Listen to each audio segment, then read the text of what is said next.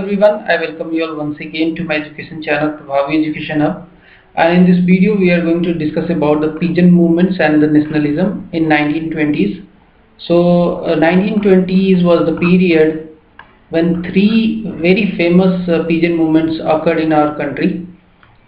मैं उनके बारे में डिटेल में बताऊंगा. ये चैप्टर 16 है, जो कि मॉडर्न हिस्ट्री की जो हमने सीरीज शुरू की थी बिपिन चंद्रा की, उसका 16वां चैप्टर है ये.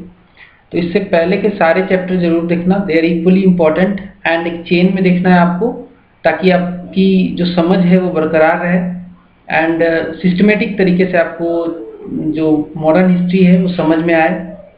इससे पहले बता दूं कि चैनल पर नए हो तो सब्सक्राइब करके बेल आइकन को जरूर प्रेस कर लेना. इससे आपको मेरे लेटेस्ट वीडियोस की नोटिफिकेशन मिलती रहेंगी. साथ में मैं ये भी बता दूं कि आपको नोट मेकिंग नहीं करना है, आपको पीडीएफ मिल जाएगा इन सारे क्लासेस का, जो आपको नोट की तरह यूज़ करना है. काफ़ी कॉम्प्रिहेंसिव ये पीडीएफ होगा एंड आपको रिवाइज करने में बड़ी ही आसानी होगी. तो पीडीएफ जरूर ले लेना है. एक बार पूरा सीरीज देखना है वीडियो के थ्रू, देन आपको बस और बस पीडीएफ से रिवाइज करना है. ठीक है, तो आगे बढ़ेंगे, पॉइंट वाइज पढ़ेंगे हम लोग. 20th सेंचुरी में एक नया फीचर देखा गया. बात करें अगर पिजन मूवमेंट की, तो 19वीं शताब्दी में जो पिजन मूवमेंट हुए थे वो बस और बस जो लोकल इश्यूज थे पिजन से रिलेटेड, उन्हीं के बेसिस पे थे. लेकिन जो 20th सेंचुरी में जो पिजन मूवमेंट हुए, उसमें कहीं ना कहीं किसानों का ये आंदोलन का झुकाव कहीं ना कहीं नेशनल फ्रीडम की तरफ देखा गया. ठीक है, उनका जो ये स्ट्रगल था उसको जोड़ा जा सकता है नेशनल फ्रीडम से भी. तो ये एक यूनिक फीचर था.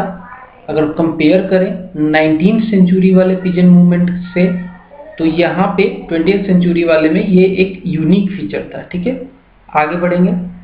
3 इंपॉर्टेंट पिजन स्ट्रगल हुए: किसान सभा एंड एका मूवमेंट अवध में, मैपीला रिबेलियन मलाबार में, और बारदोली सत्याग्रह गुजरात में. ये तीनों बहुत इंपॉर्टेंट है. इनके बारे में एक एक करके मैं आपको समझा दूंगा. बहुत ही अच्छे से आपको ये वीडियो सुननी है, देखनी है, ताकि आपको चीज़ें यहीं की यहीं क्लियर हो जाए. बाद में पीडीएफ तो मिल ही जाएगा, तो आपका जो रिवीजन पार्ट है वो भी कंप्लीट हो जाएगा. ठीक है, एनेक्सेशन हुआ. अवध की बात करें, ये एका मूवमेंट और किसान सभा जो अवध में हुआ, तो अवध में जो किसान का मूवमेंट हुआ, किसानों का, उसका कुछ हिस्टोरिकल बैकग्राउंड है. एक्चुअली अवध को एनेक्स कर लिया गया था 1856 में, जिसके बाद एनेक्सेशन के बाद तालुकदार वहाँ के, या फिर कह सकते हैं कि जो बड़े लैंडलॉर्ड्स थे, उनका वर्चस्व बन गया एग्रेरियन सोसाइटी के ऊपर. उन्होंने एग्रेरियन सोसाइटी से एक्सॉर्बिटेंट रेंट लेना शुरू कर दिया, इलीगल लेवीज लगाए एंड नजराना, जो कि रिन्यूअल फीस की तरह वो लोग कलेक्ट करते थे, ये भी फेमस हुआ. आर्बिट्रेरी इजेक्टमेंट हुए, बेदखली जिसको कहते हैं. ठीक है, अगर रेंट नहीं दिया तो बेदखल कर दिया जाता था. साथ में ये दिक्कतें तो थी ही, साथ में वर्ल्ड वार 1 जस्ट कंप्लीट हुआ था, खत्म हुआ था. इसकी वजह से वर्ल्ड में आमतौर पे हर कंट्री में देखा जा रहा था कि प्राइसेस ऑफ फूड जो थे, या फिर जो रेगुलर नेसेसिटी के आइटम थे, उनका दाम बढ़ा हुआ था. तो एक तो अवध में ये सारे प्रॉब्लम्स, ऊपर से फूड आइटम का दाम बढ़ जाना, और जो रेगुलर नेसेसिटी के आइटम है उनका दाम बढ़ जाना, कहीं ना कहीं एक मूवमेंट की तरफ इशारा कर रहा था. ठीक है, उसके बाद क्या हुआ कि जो मोर एक्टिव मेंबर्स थे होम रूल लीग के जो मोर एक्टिव मेंबर्स थे यूपी में, उन्होंने शुरुआती ऑर्गेनाइजेशन में काम दिया, साथ दिया पिजन्स को ऑर्गेनाइज करने में, पिजन मूवमेंट्स को ऑर्गेनाइज करने में. शुरुआती हेल्प जो आया वो आया जो मोर एक्टिव मेंबर्स थे होम रूल लीग के, उनके तरफ से. किसान सभा सेटअप किया गया फरवरी 1918 में, और इसमें 3 बड़े नाम आते हैं: गौरी शंकर मिश्रा का, इंद्र नारायण द्विवेदी का, और ओवरऑल सपोर्ट रहा मदन मोहन मालवीय का. ठीक है, और धीरे धीरे करके 450 ब्रांचेज कुल 173 तहसील में अवध की खुल गई किसान सभा की. ठीक है, आगे बढ़ेंगे। A large number of Kisan delegates from UP attended the Delhi and Amritsar session of INC। तो कहीं ना कहीं किसान अपने मूवमेंट से ही रिलेटेड नहीं थे, जो उनके डेलीगेट थे वो ओवरऑल जो नेशनल मूवमेंट चल रहा था जिसको लीड कर रही थी इंडियन नेशनल कांग्रेस, उसके मीटिंग्स को भी वो लोग अटेंड करते थे। तो इसलिए मैंने कहा शुरू में ही कि 20वीं शताब्दी में जो पिजन मूवमेंट हो रहे थे उसमें बस वो पिजन मूवमेंट नहीं था, वो कहीं ना कहीं नेशनलिज्म की तरफ उनका झुकाव भी बढ़ता हुआ दिख रहा था। ठीक है, तो ये एक प्रूफ है इस चीज़ का कि जो किसान सभा के डेलीगेट्स थे, किसानों के जो डेलीगेट थे, वो पार्टिसिपेट करते थे इंडियन नेशनल कांग्रेस के मीटिंग्स में, सेशंस में। ठीक है, इसका एग्जांपल दिल्ली और अमृतसर का जो सेशन है वो आपके सामने रख दिया मैंने। साथ में नाई धोबी बंद भी ऑर्गेनाइज किया गया, एक तरीके का सोशल बाइकाट था ये निम्न वर्ग के लोगों के द्वारा बड़े वर्ग के लोगों का एक बाइकाट था। नाई और धोबी ने अपनी सर्विसेज देनी बंद कर दी। ठीक है, प्रतापगढ़ डिस्ट्रिक्ट में उसके बाद क्या हुआ वो भी एक सराहनीय बात है। समर 1920 में जो विलेजेस थे और जो तालुकदारी था अवध का, वहाँ पे किसान मीटिंग लगातार शुरू हो गई। ठीक है, एंड कुछ नाम आते हैं यहाँ पे निकल के, थीनगुरी सिंह और दुर्गापाल सिंह, ये इनिशियल लीडर थे। लेकिन जो सबसे बड़े लीडर इनमें सबसे बड़ा नाम निकल के आया वो था बाबा रामचंद्र। ठीक है, ये किसान सभा और किसान जो रैली थी उस समय अवध में, उसके रैलिंग पॉइंट थे। इन्हीं के इर्द गिर्द पूरा जो ये मूवमेंट था वो चल रहा था। बेसिकली ये थे कहाँ के, तो ये थे एक ब्राह्मण और ये महाराष्ट्र के थे। एक वंडरर थे ये कहा जाता है कि 13 साल की उम्र में ही इन्होंने घर छोड़ दिया था और एक साधु की तरह घूमते थे। कैरिस्मेटिक थे ये। ठीक है, कैरिस्मेटिक पर्सनालिटी की तरह इनको देखा जाता था और ये घूमते घूमते दिल्ली महाराष्ट्र से यूपी आ गए थे। ठीक है, और लीड कर रहे थे और बहुत अच्छे से लीड भी किया इन्होंने इस मूवमेंट को। आगे बढ़ेंगे तो जब ये घूम रहे थे, मैं बात कर रहा हूँ बाबा रामचंद्रा की, घूम रहे थे जब ये, तो इनकी मुलाकात होती है गौरी शंकर मिश्रा से और जवाहरलाल नेहरू से। और इन्होंने, रामचंद्रा ने इन दोनों को, गौरी शंकर मिश्रा को और जवाहरलाल नेहरू को बोला कि आप विलेजेस में आइए, घूमिए इन विलेजेस में और इनकी जो जर्जर हालत है उन्हें देखिए। इनके रिक्वेस्ट पे जवाहरलाल नेहरू ने फ्रीक्वेंट विजिट की, सेवरल टाइम्स विजिट किया और इन्होंने पाया कि काफ़ी जो दुर्दशा है वो काफ़ी गंभीर है। ठीक है, आगे बढ़ेंगे।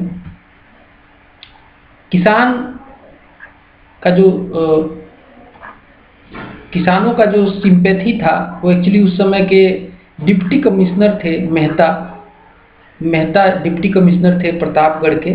ठीक है, उन पे सिंपैथी किसानों का थोड़ा सा आया, बिकॉज मेहता कहते थे, डिप्टी कमिश्नर भी थे, मेहता कहते थे कि मैं आपका जो प्रॉब्लम है उसको सॉल्व करवा दूंगा। ठीक है, मेहता पे सिंपैथी किसानों ने दिखाया। मेहता कौन थे? डिप्टी कमिश्नर थे उस समय प्रतापगढ़ के। ठीक है,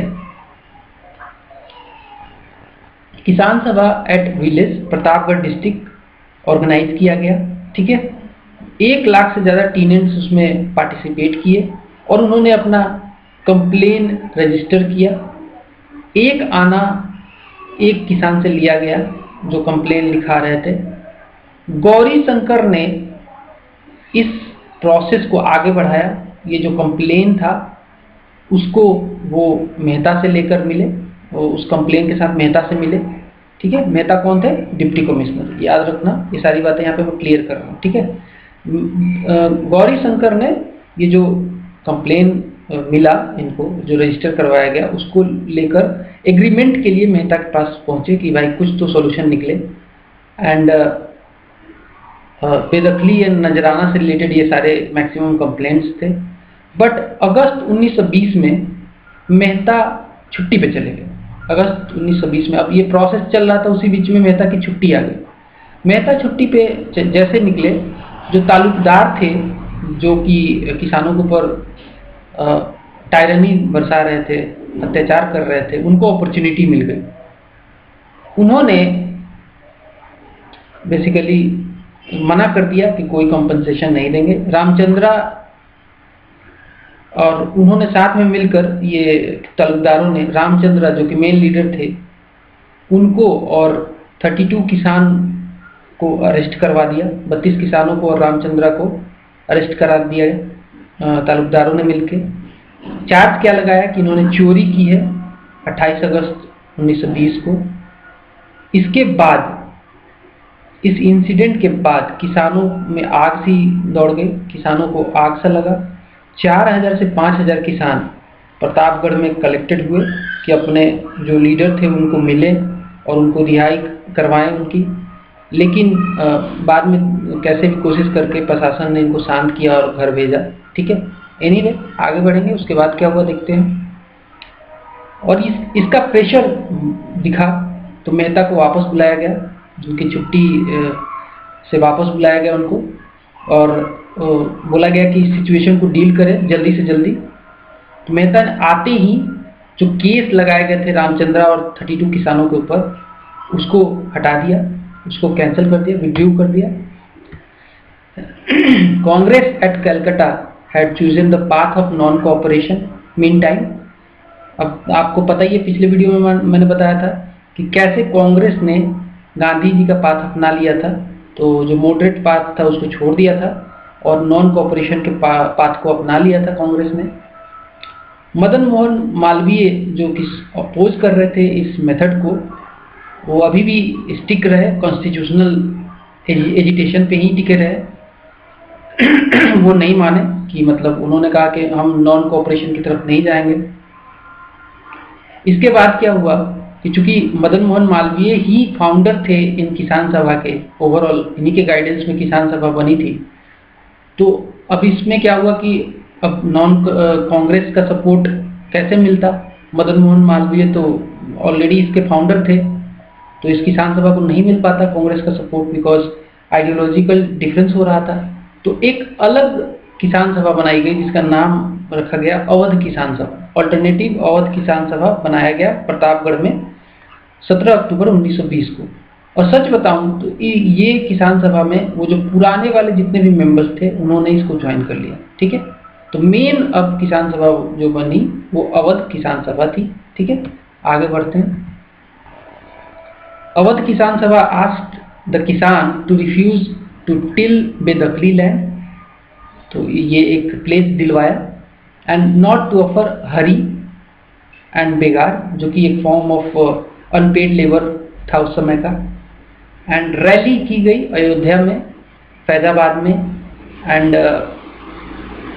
20-21 दिसंबर को रैली जो हुई उसमें लगभग 1 लाख से ज़्यादा पीजेंट्स ने पार्टिसिपेट किया। एंड बाबा रामचंद्र ने इन रैलियों में अपने आप को रस्सी से बांधकर टूर किया।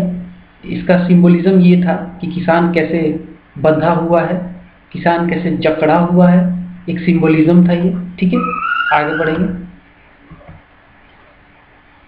इन जनवरी 1921 there was a marked change when the center of activity got changed from Raebareli, Faizabad and Sultanpur.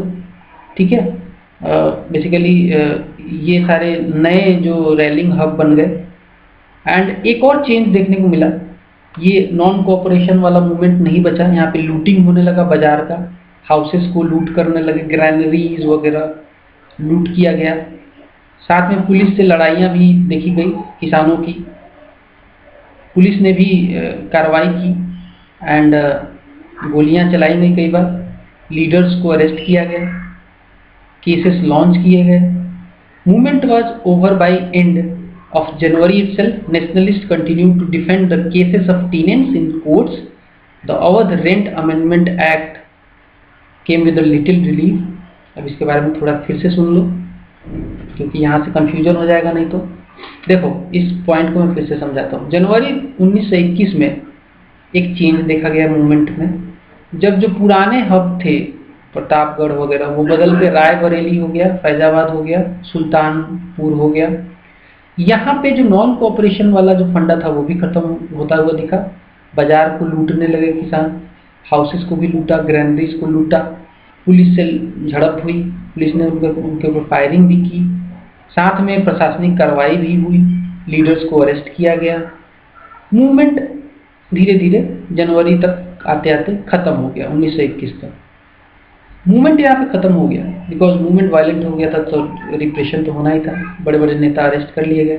साथ में कांग्रेस ने भी साथ छोड़ दिया, बोला कि हम तो नॉन कोऑपरेशन वाले, नॉन वायलेंट वाले चीज़ पे हम स्टिक हैं, तो अगर ऐसा इन्होंने किया है तो हम साथ नहीं देंगे। बट जो नेशनलिस्ट थे उन्होंने टीनेंट्स के केसेस को कोर्ट में जारी रखा। सरकार ने एक लॉलीपॉप देते हुए अवध रेंट अमेंडमेंट एक्ट लाया, उसमें थोड़ा बहुत रियायत दी किसानों को, और यहीं पे मूवमेंट खत्म हो गया। तो ओवरऑल सक्सेस के नाम पे ज़्यादा कुछ इस मूवमेंट से मिला नहीं, लेकिन नेशनलिज्म के नाम पे बहुत कुछ मिला। ठीक है, सक्सेस के नाम पे तो आप थोड़ा सा रिलीफ यहाँ पे देख ही सकते हो। अवध रेंट अमेंडमेंट एक्ट के साथ थोड़ा सा रिलीफ दिया गया, लेकिन नेशनलिस्ट लेवल पे काफ़ी बड़ा अचीवमेंट रहा ये मूवमेंट। अब हम बात करेंगे अगेन अवध में ही एक बार और किसानों का आंदोलन होता है बहुत जल्दी। District of Hardoi, Bahraich and Sitapur में कांग्रेस और खिलाफत लीडर्स के इनिशियल सहयोग के द्वारा किसानों के बीच में एक अगेन मूवमेंट शुरू हुआ, जिसको एका मूवमेंट कहते हैं। एका मूवमेंट या फिर इसे ही यूनिटी मूवमेंट भी कहते हैं। ठीक है, एका मूवमेंट, यूनिटी, एका मतलब यूनिटी ही होता है। ठीक है, तो ये शुरू हुआ। यहाँ पे जो मुद्दा था, किस मुद्दे पे ये मूवमेंट शुरू हुआ था, तो 2-3 मुद्दे थे। एक्सट्रैक्शन ऑफ रेंट 50% हायर, जो रेंट नया रेंट लिया जा रहा था यहाँ पे पुराने रेंट से लगभग 50% ज़्यादा लिया जा रहा था। साथ में ऑपरेशन ऑफ ठेकेदार्स का जो ऑपरेशन था, दबाव था जो उनका, प्रैक्टिस ऑफ शेयर रेंट्स, ये सब मुद्दे थे जिसके ऊपर एका या फिर यूनिटी मूवमेंट शुरू हुआ। कहाँ शुरू हुआ? हरदोई, बहराइच एंड सीतापुर। आगे बढ़ेंगे। अच्छा, इस मूवमेंट में जो खास बात थी, एक रिलीजियस रिचुअल की तरह स्टार्ट किया गया ये मूवमेंट। होता क्या था, एक गड्ढा खोदते थे जमीन पे, उसको पानी से भरते थे और इसको सिंबलाइज करते थे कि ये गंगा नदी है। ठीक है, एक प्रिस्ट बुलाते थे, प्रिस्ट आता था और प्रिस्ट के अराउंड में पीजेंट्स रहते थे।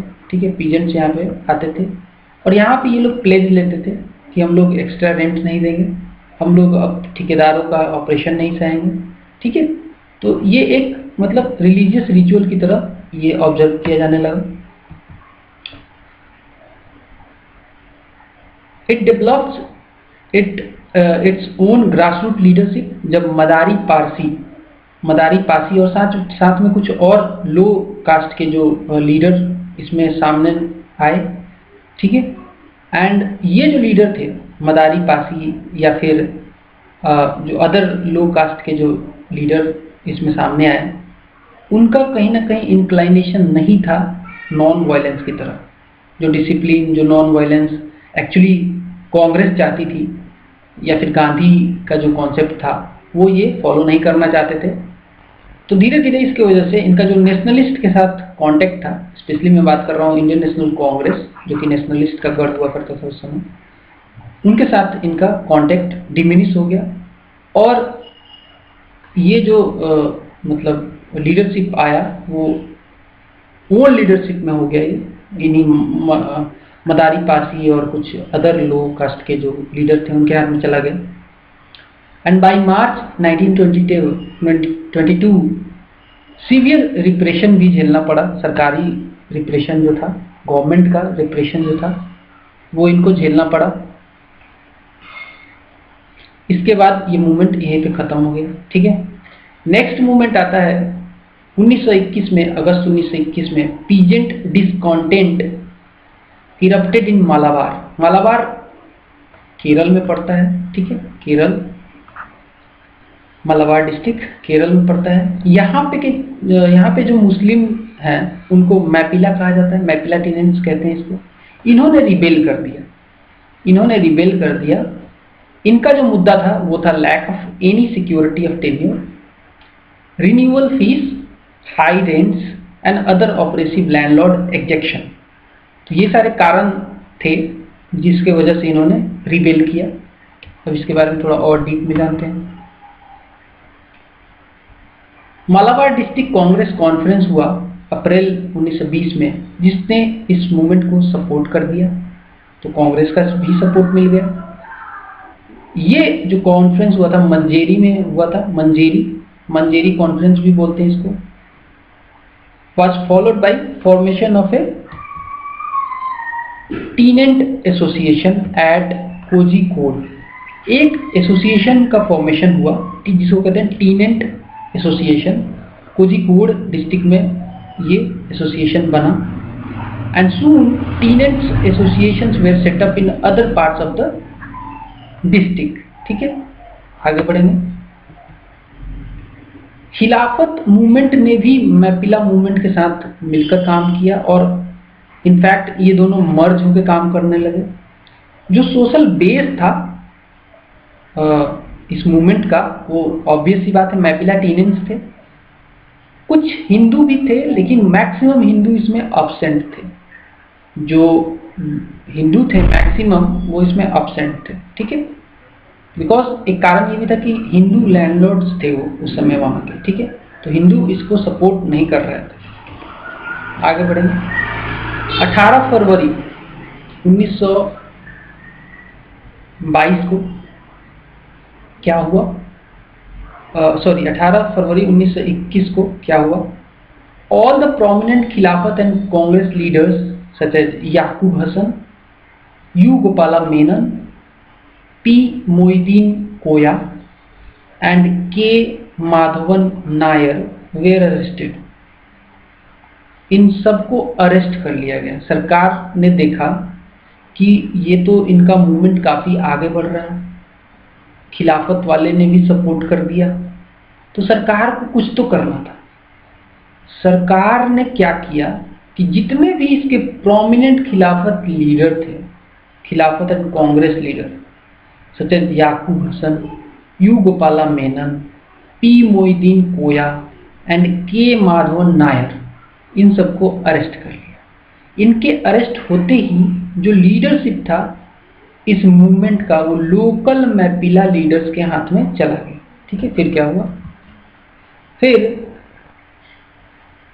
लोकल लीडर के हाथ में जाने के बाद district magistrate of Ernad taluk E.F. Thomas on 20th August 1921 raided the mosque at तिरुरांगदी,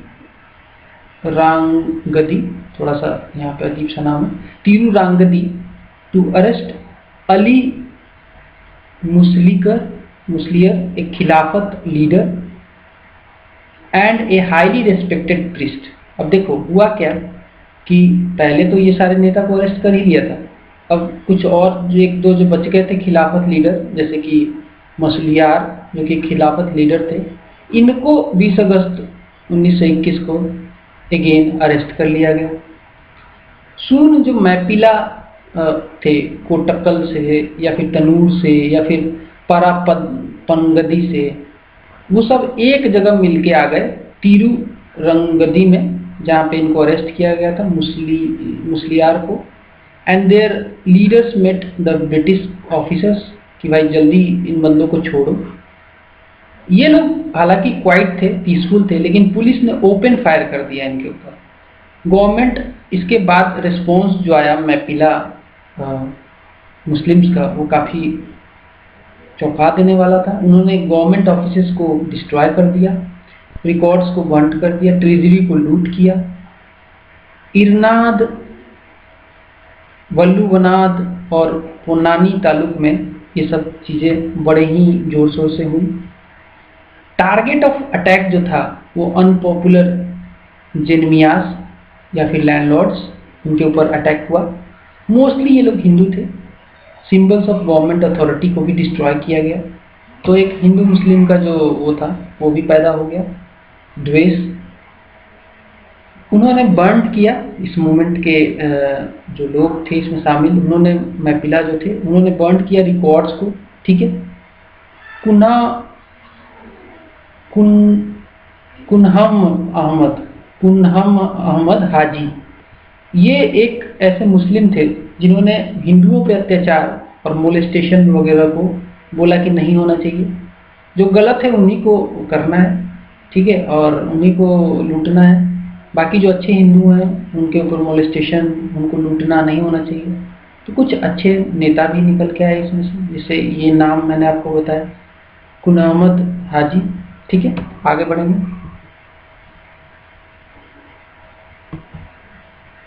martial law लगा दिया गया पूरे एरिया में, एंड रिप्रेशन जो था, सरकारी रिप्रेशन, गवर्नमेंट का रिप्रेशन शुरू हो गया अर्नेस्ट में। डेफिनेट चेंज आया उसके बाद मूवमेंट में। Many Hindus were either pressurised into helping the authorities और वॉलंटियरली गेव असिस्टेंस, ठीक है। तो हिंदू तो ऐसे भी मतलब जो अटैक हुआ था उससे थोड़े से डिसग्रेसफुल थे और सरकारी प्रेशर में भी आ गए, उन्होंने सपोर्ट कर दिया सरकार को रिप्रेशन में।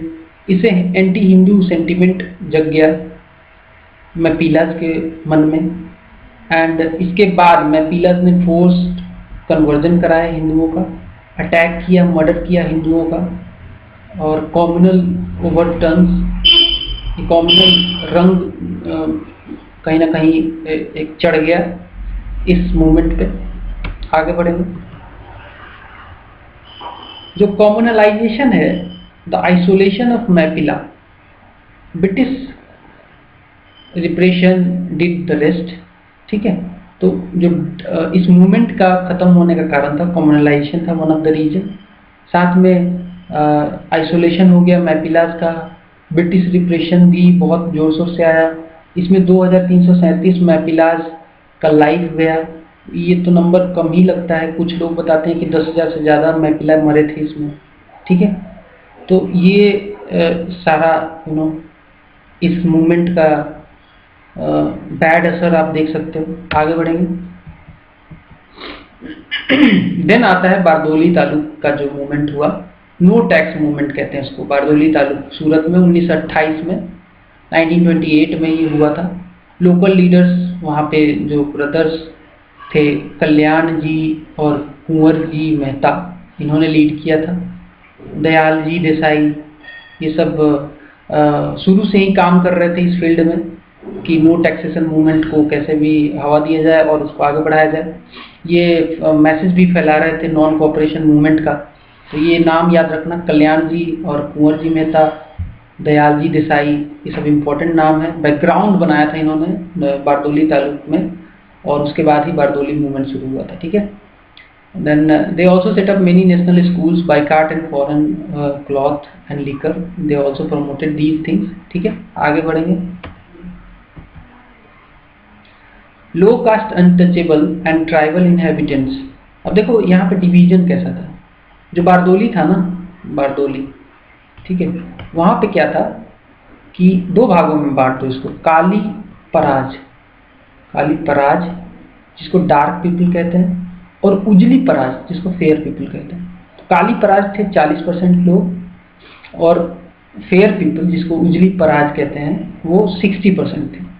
और दिक्कत यही भी थी, ये जो उजली पराज लोग थे ना, ये काली पराज को कहते थे कि तुम हमारे वंशजों से ही, हमारे कई पुरखों से हमारे तुम लोग लेबर रहे हो और हमारे फील्ड में काम करोगे, और ये चेन कभी नहीं टूटेगा। तो इनको दबाव बनाना इनके ऊपर, ठीक है। काली पराज, उजली पराज, रेसिज्म एक तरीके का, ठीक है, अनटचेबल टाइप इनको ट्रीट करना। तो ये प्रॉब्लम थी वहाँ पे। साथ में टैक्स भी बहुत ज़्यादा लेना इनसे। इसके बाद क्या हुआ, नेटवर्क ऑफ 6 आश्रम बनाए गए। किसके द्वारा?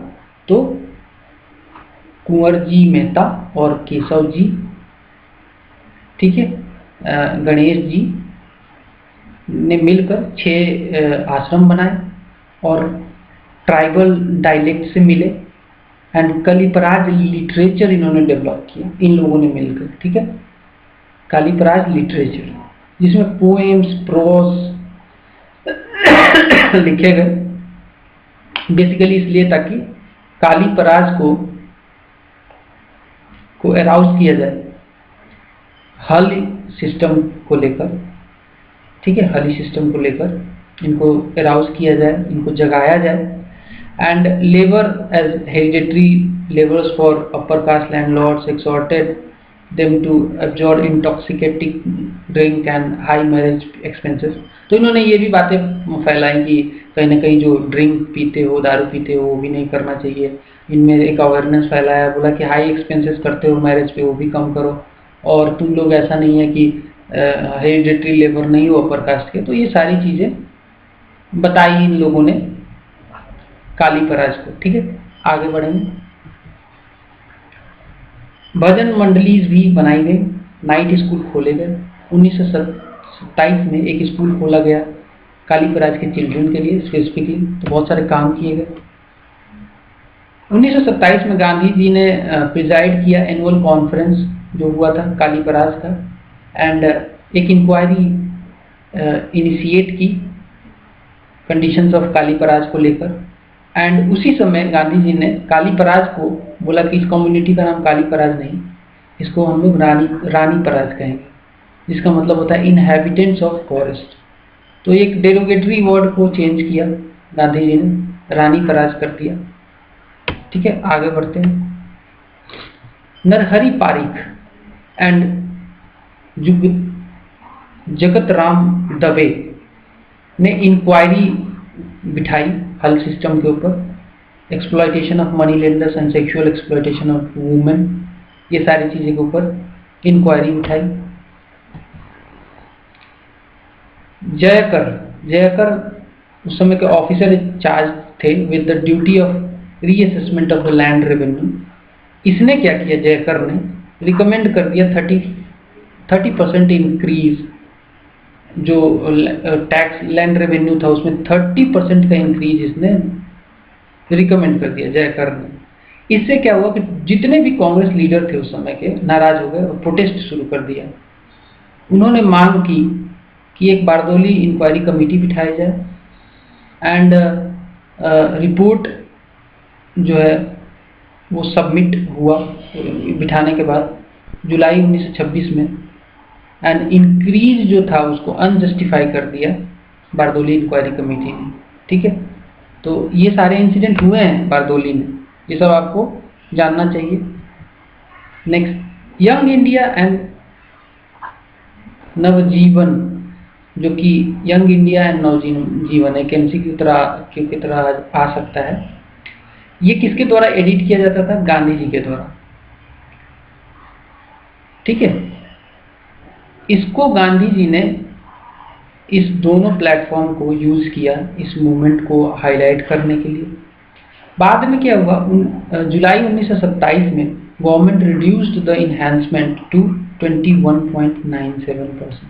जो 30% का इन्हांसमेंट जो जयकर ने यहाँ पे दिया था रिकमेंड, उसको सरकार ने क्या किया, थोड़ा सा उसमें राहत देकर 21.97 या फिर आप 22% कह सकते हो, इतना कर दिया। इससे भी लोग क्या, ऑब्वियस सी बात है, कोई सेटिस्फाई तो होने वाला नहीं था। जो कॉन्स्टिट्यूशनलिस्ट लीडर थे उन्होंने भी एडवाइस किया पीजेंट को कि आप पे मत करो। तो जो उस समय के कॉन्स्टिट्यूशनलिस्ट लीडर थे उन्होंने यही एडवाइस किया कि आप उतना ही पैसा दीजिए, ठीक है, जितना करंट अमाउंट है, जो इंक्रीज अमाउंट है उसको नहीं देना है। आश्रम ग्रुप के ये जो आश्रम बना था, 6 आश्रम, इसके ग्रुप, ये जो ग्रुप था इसने आर्ग्यू किया कि पूरा अमाउंट ही नहीं देना चाहिए, पूरा अमाउंट ही विथहेल्ड कर लेना चाहिए। लेकिन पीजेंट्स ने बात किसकी मानी, तो कॉन्स्टिट्यूशनल लीडर्स की मानी, ठीक है। आगे बढ़ते हैं। बाद में पीजेंट्स ने आश्रम ग्रुप का जो की बात थी, जो कांग्रेस लीडर थे उनको कांटेक्ट किया। वल्लभ भाई पटेल थे मेन लीडर, एंड उनके हाथ में लीडरशिप सौंप दी। ठीक है, उनके हाथ में लीडरशिप सौंप दी। आगे बढ़ेंगे,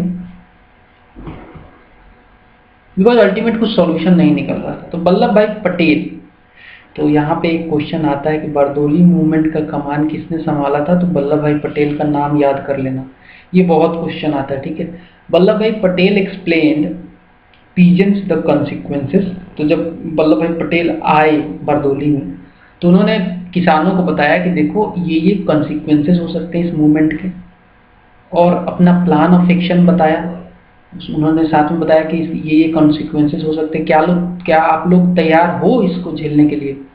एक हफ्ते का टाइम देके वापस चले गए अहमदाबाद में। अहमदाबाद में गए और वहाँ पे गवर्नर ऑफ बॉम्बे को एक लेटर लिखा। लेटर में लिखा कि एक इंडिपेंडेंट इंक्वायरी बिठानी पड़ेगी आप लोगों को, बिकॉज मिस कैलकुलेशन हुआ है रेंट का, ठीक है, लैंड रेवेन्यू का। उसके लिए एक इंडिपेंडेंट इंक्वायरी बिठानी पड़ेगी, नहीं तो मैं अब इस मूवमेंट का लीडरशिप संभालने वाला हूँ, और उसके बाद कॉन्सिक्वेंसेस कुछ अलग होंगे। ठीक है, तो उधर भी धमका के फिर वापस ये आ गए बारदोली में। He returned to the Bardoli and explained the situation.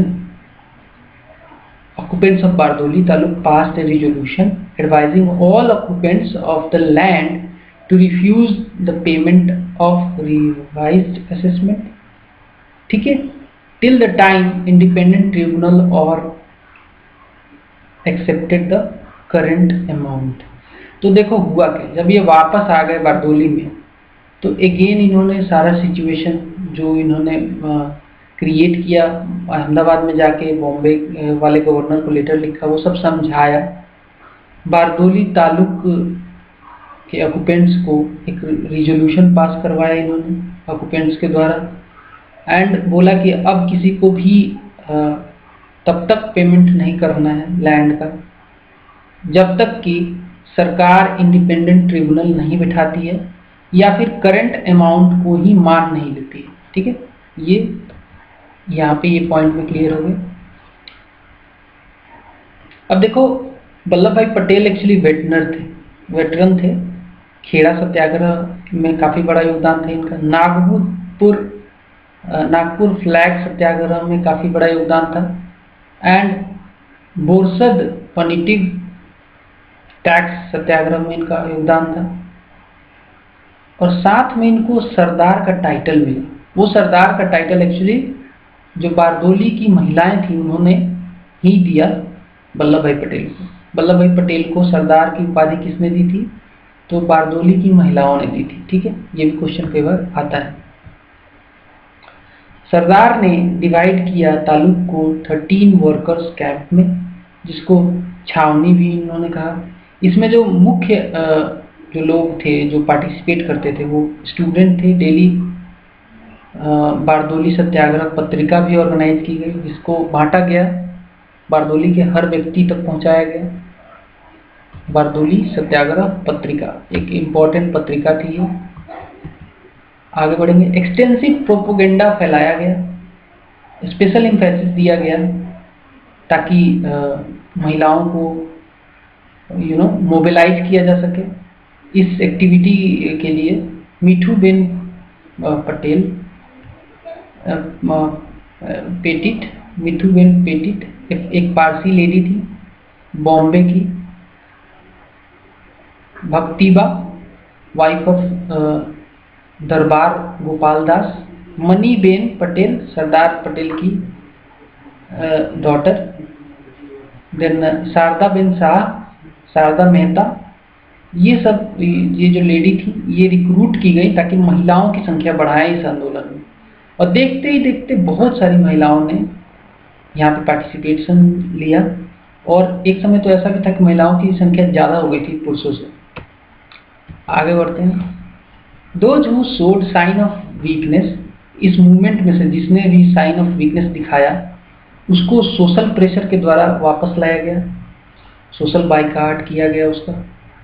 And they were refused essential services such as from sweepers, barbers, washermen, agricultural laborers, and of being socially boycotted by their kinsmen and neighbors also. तो भाई जो इसमें weakness दिखाया उसको बहुत सारे social pressure झेलने पड़े, तो इसलिए भी लोगों ने इसमें जम के सहयोग दिया।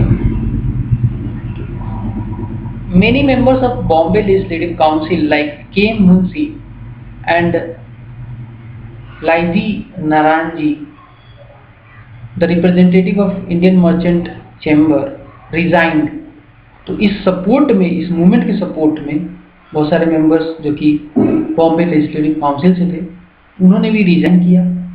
And by July 1928 the viceroy Lord Irwin के ऊपर प्रेशर आया, और वो प्रेशर जो था वो प्रेशर फर्दर उन्होंने दे दिया किसके ऊपर, तो जो गवर्नर थे बॉम्बे के विल्सन, उनके ऊपर प्रेशर दिया कि भाई जल्दी से ये प्रॉब्लम सॉल्व करो। और ये प्रेशर की वजह से विल्सन पे काफ़ी ज़बरदस्त दबाव आया और उन्होंने